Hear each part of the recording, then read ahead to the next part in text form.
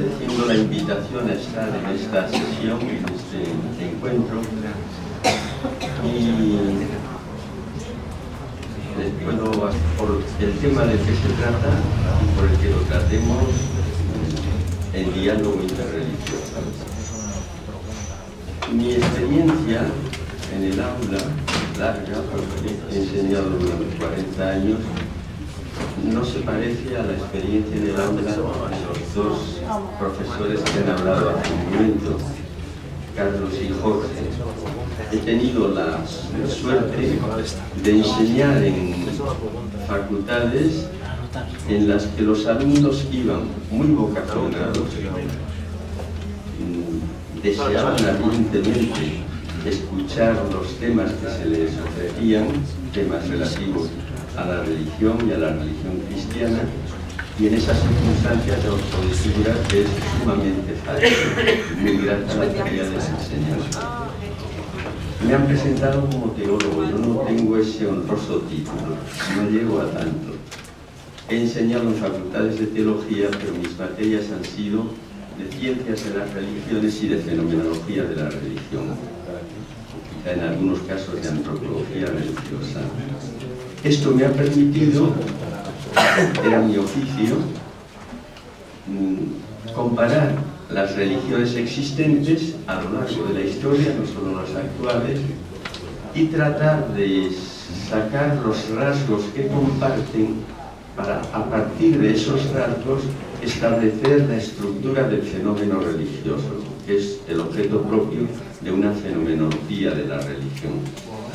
La conclusión de unos estudios que no dejan de ser largos podría ser esto: en todas las religiones que conocemos se da una estructura análoga.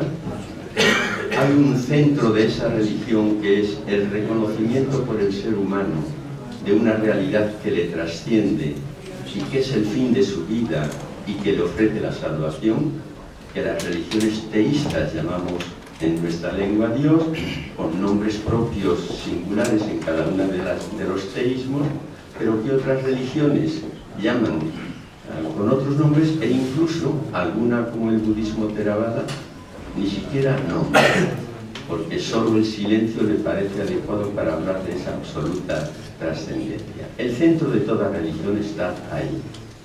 Pero este centro, naturalmente, va acompañado del reconocimiento de esa realidad por los sujetos religiosos, con actitudes análogas, muy semejantes entre sí, como son la actitud teologal en el cristianismo o el islam, la entrega devota del sujeto en los brazos de Alá, o distintas formas de representarse el reconocimiento por la persona de Dios como centro, origen y fin de su propia vida. Esta realidad central de la religión se manifiesta después en eso que conocemos como las mediaciones religiosas. Las mediaciones religiosas son las distintas expresiones de ese reconocimiento del sujeto por la presencia de Dios en sus vidas. Hay mediaciones sociales, institucionales, la Iglesia, la Ummah, los distintos nombres para las comunidades religiosas. Hay también mediaciones racionales. Todas las religiones tienen su doctrina en la que expresan la naturaleza, la condición de ese Dios al que reconocen. Hay mediaciones cultuales, activas, el culto en todas las religiones, y hay mediaciones también que utilizan incluso la vida día a día para expresar esa relación, que por así decir salen del campo de lo sagrado, que es el campo propio de las religiones, y expresan también su adhesión a la divinidad con actividades de tipo profano. Esta estructura está perfectamente elaborada por los fenomenólogos de la religión y se puede decir que es universal, de las religiones más antiguas a las religiones que actualmente siguen vigentes en el mundo. Es curioso cómo las poblaciones sin tradición escrita, esas poblaciones que malamente llamábamos los primitivos, como si no tuviesen cultura, tenían su cultura y a veces muy elevada. pero no escrita como la nuestra, incluso en esas religiones se dan exactamente los elementos que acabo de describir como fundamentales de toda religión. Esto quiere decir que una de las gratas tareas de la fenomenología de religión o de las religiones comparadas es justamente entablar un diálogo interior entre las religiones y aquel que las estudia. Les puedo asegurar que para mí nada tan fácil como el diálogo interreligioso, porque desde el parentesco que comparten todas las religiones y desde la natural simpatía que producen las religiones en aquel que las estudia, lo natural después es comunicarse. Y comunicarse no por obligación, no para que haya paz, para evitar la violencia, sino comunicarse por la necesidad de comunicarse un tesoro tan extraordinario como el que cada religión posee.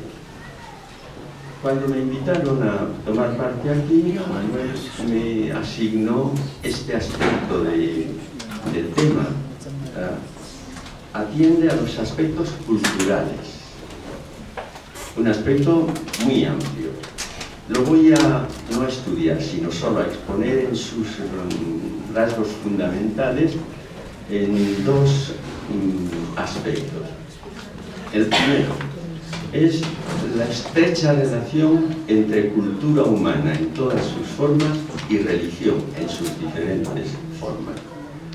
Las ciencias de las religiones lo establecen todos sus cultivadores.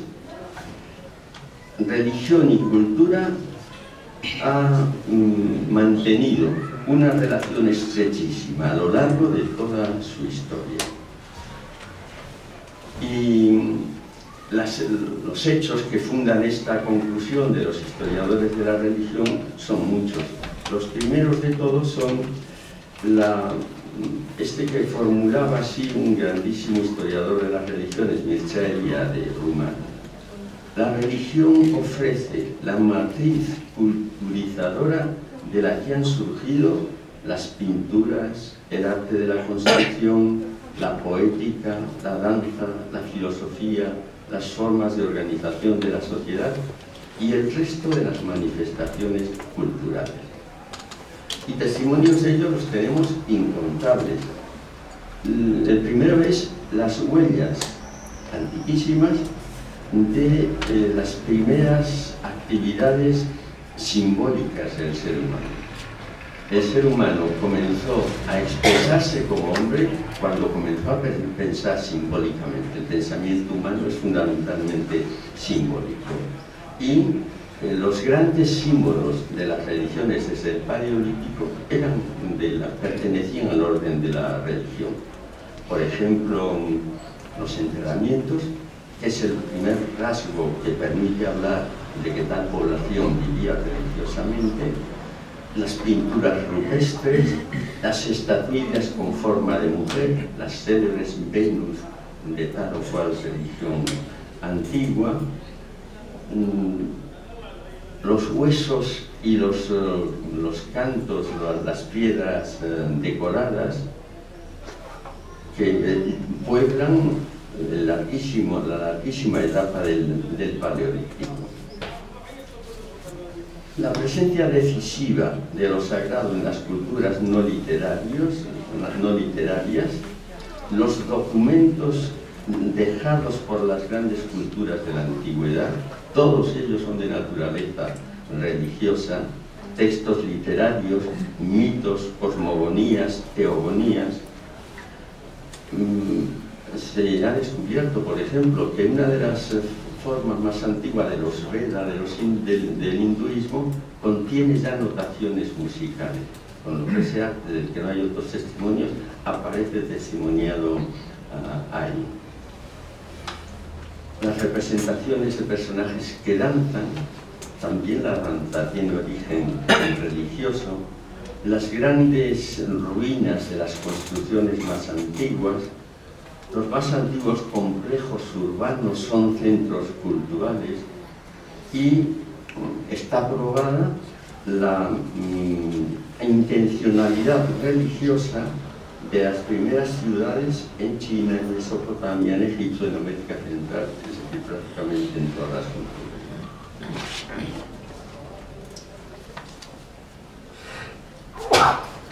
Perdonen, pero es que a los muy viejos ya la boca se nos seca, ¿saben? Pero además de esto, hay la enorme fecundidad cultural de la religión en las grandes obras que aparecen en la historia del arte, de la literatura, de la música, de la arquitectura.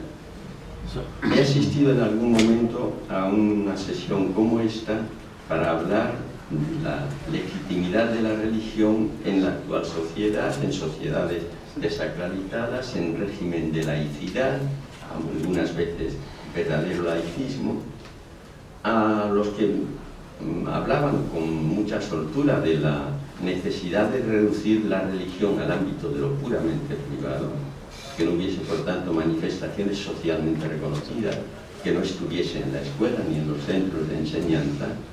Siempre les he replicado lo mismo: quitar de la historia de la humanidad las manifestaciones religiosas y os queda muy poco. Del Museo del Prado cuantísimas obras tendrían que salir, y de la música cuantísimas obras, son sencillamente obras de una elevada religiosidad. Esto quiere decir que la religión está presente en la historia de la humanidad como un factor decisivo que ha ayudado notablemente, de manera eminente, al factor decisivo para la hominización del hombre, que es la cultura.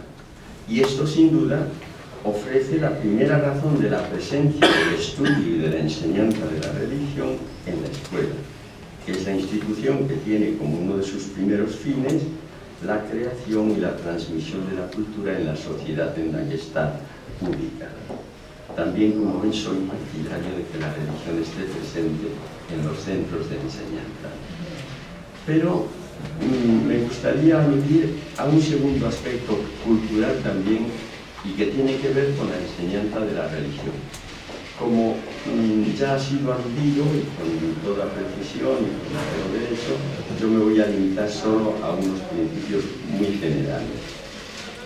Es un hecho que en el mundo occidental, y en concreto en los países europeos de larga tradición cristiana, la religión, y en concreto el cristianismo, pasa por una crisis profundísima. Tenemos que leer las estadísticas que ofrecen todo tipo de revistas sobre prácticas religiosas, sobre el número de creyentes, pero además hay una progresiva profundización de la crisis religiosa. Ha habido durante mucho tiempo en España crisis de la práctica religiosa. La misa dominical, a pesar de estar efectuada como obligatoria, desde luego no era objeto de mucha devoción por muchísimos de los católicos españoles, que se intentaban con las grandes festividades o cumplir con Pascua, como decían ellos, o algo así. Ha habido también una crisis importante, sobre todo desde el nacimiento de la modernidad, de los aspectos racionales de la religión. Han sido constatados los principios del contrastados los principios del dogma, y se ha discutido todo lo propuesto por la teología. Ha habido crisis, y hay crisis también en lo relativo a los ritos, comenzando porque con mucha frecuencia los ritos no son entendidos, fueron fundados en épocas muy antiguas y después se practican sin que la generación actual pueda comprenderlo. Pero es que lo último en la evolución de la crisis religiosa es que se ha convertido en una crisis de eso que llamamos el núcleo fundamental de la religión. La crisis religiosa se ha hecho en Europa crisis de Dios.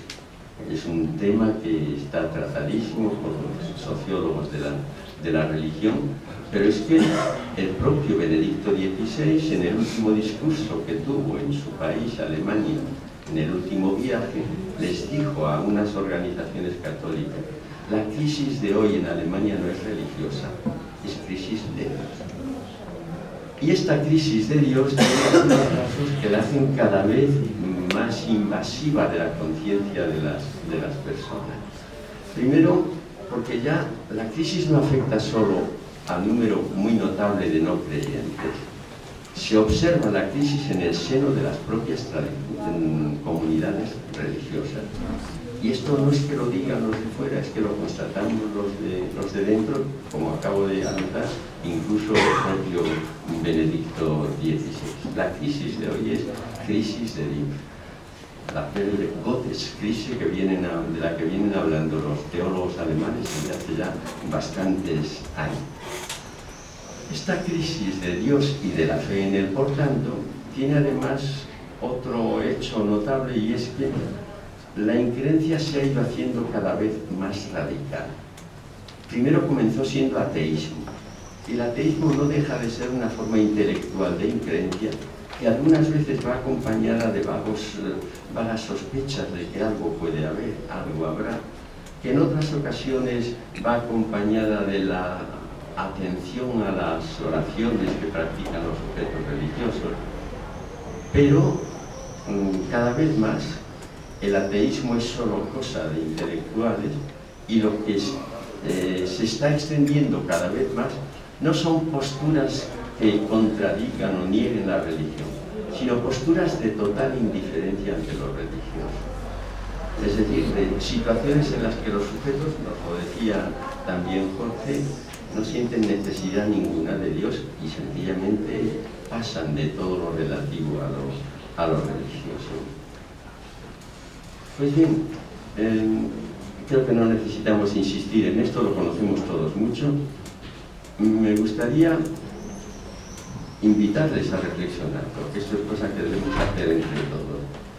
¿Qué podría hacer la educación religiosa y la enseñanza de la religión para producirse con significado, con sentido, con valor en una situación como esta?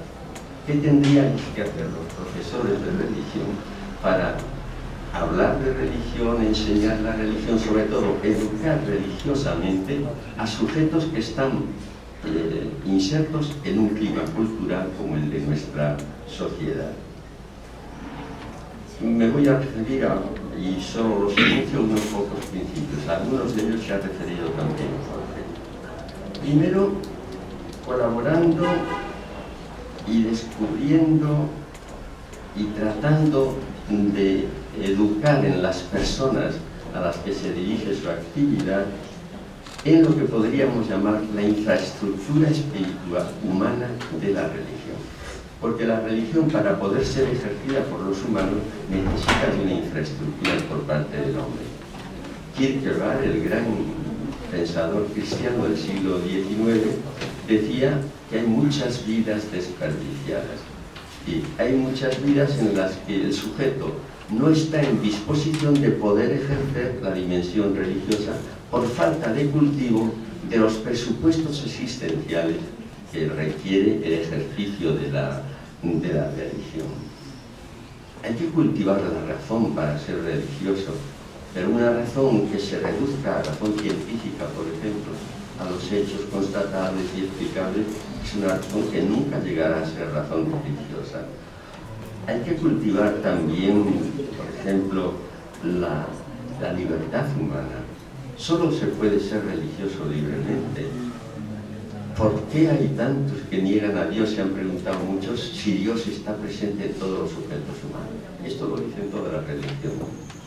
Por la sencilla razón de que Dios nos creó, como dice la Biblia, a su imagen y semejanza.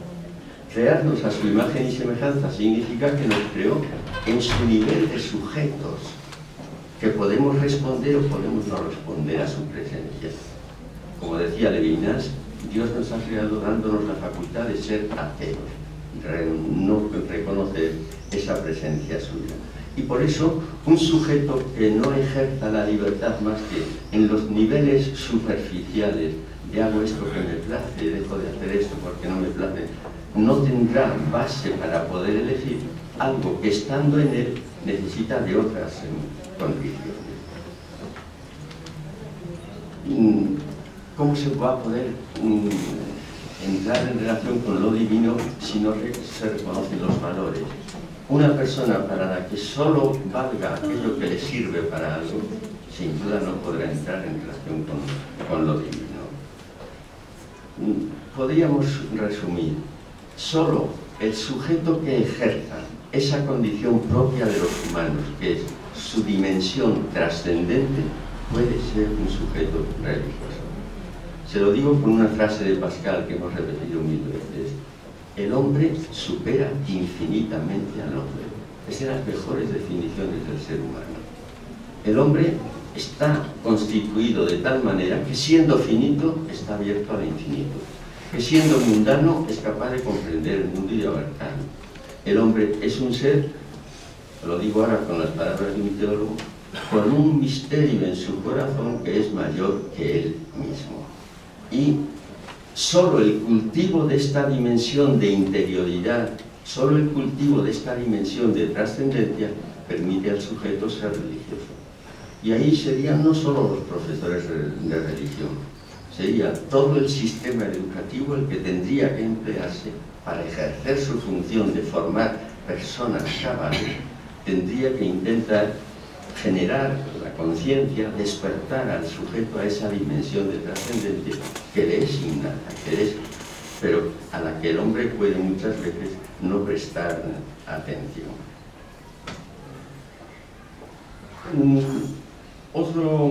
Otra posible aportación de la enseñanza y la educación religiosa es el descubrir la fecundidad y hacer descubrir a los sujetos la fecundidad de la actitud religiosa.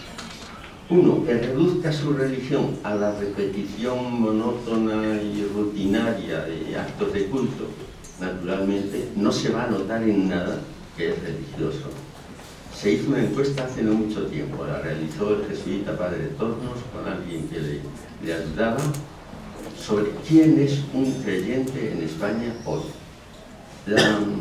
La conclusión verdaderamente lastimosa es: apenas hay diferencia en la forma de vida entre creyentes y no creyentes.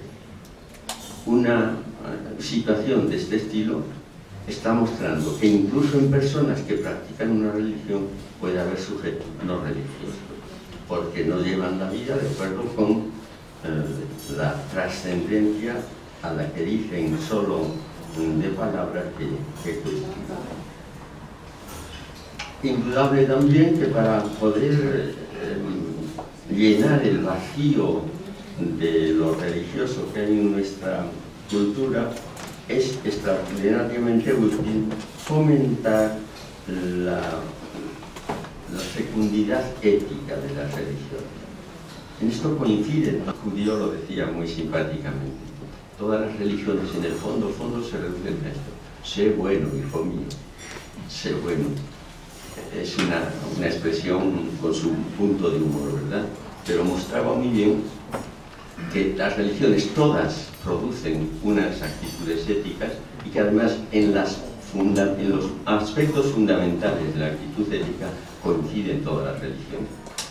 Por eso el diálogo interreligioso es algo que parece menos difícil de lo que aparenta si tenemos en cuenta en cuantísimas cosas éticas coincidimos los sujetos de todas las religiones y las ponemos en común y las intercambiamos.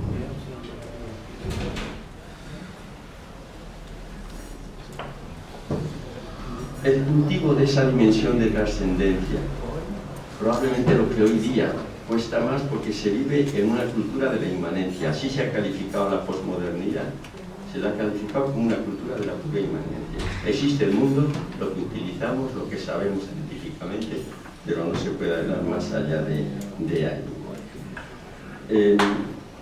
Para facilitar esa apertura a la trascendencia, sin duda, hay que ayudar al sujeto a que se plantee las preguntas radicales. ¿Recuerdan las 4 de Kant? ¿Qué puedo saber? ¿Qué debo hacer? ¿Qué me cabe esperar? Ahí ya estamos en una pregunta fundamental para el ser humano. ¿Quién soy yo, hombre, en definitiva? ¿Qué sentido tiene mi vida? Quien se hace una pregunta así está abriendo ya la puerta a las preguntas propiamente religiosas y, por tanto, al desarrollo de la religión. El convencernos de que la vida no se agota en su aspecto mundano, hacer realidad en el hombre esa trascendencia que le habita, pero que tantas veces olvida. Y cultivando, a ello se refería en la última parte de su exposición Jorge, cultivando el deseo humano. El indicio más claro en el hombre de la presencia de Dios en él es el deseo. San Juan de la Cruz decía, hay los muchos deseos, los que nos orientan hacia cosas que podemos poseer, y hay lo que de verdad desea tu corazón, es decir, el deseo que nos constituye. Y añadía él que ese deseo es un deseo abisal, en el castellano de la época, es decir, abisal, sin fondo. Y cuando uno cultiva ese deseo, está en realidad cultivando la relación con el infinito al que orientan todas las religiones. Pero he dejado para el final lo que me parece más importante. ¿Cómo responder a una cultura que se caracteriza sobre todo por ser cultura de la ausencia de Dios? No hay otra forma de respuesta que despertar el sentido de Dios en los sujetos. Metz, un teólogo católico, decía, a la crisis de Dios solo se responde con la pasión. God es pasión, dice él, que se puede traducir de dos formas: la pasión por Dios y la pasión de Dios. Dios objeto de esa pasión que el hombre tiene y que le lleva a ir más allá de sí mismo. Lo han dicho esto todos los maestros religiosos que conozco de diferentes formas. En el caso cristiano me remito a dos que me son particularmente queridos. Newman, el cardenal inglés del siglo pasado, del siglo XIX. Para mí el siglo es el XX, ¿verdad? En el periodo. Newman decía, una fe solo heredada terminará para la gente sencilla en la superstición y para la gente culta en la indiferencia.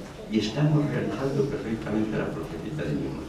Un cristianismo heredado está generando los indiferentes y esos no los voy a llamar de todos supersticiosos, pero esos hechos muy cercanos a la superstición, que son determinados nuevos movimientos religiosos que pululan en la actual situación cristiana. Y el último, el padre Karl Rahner, jesuita, grandísimo teólogo del siglo XX, ya en los años 60 al principio decía, el cristiano de mañana será místico o no será cristiano, cultivará la relación con Dios desde lo más íntimo de sí mismo, que es lo que hacen todos los místicos de todas las religiones, o si no, no podrá seguir siendo religioso, o no podrá seguir siendo, en nuestro caso, cristiano.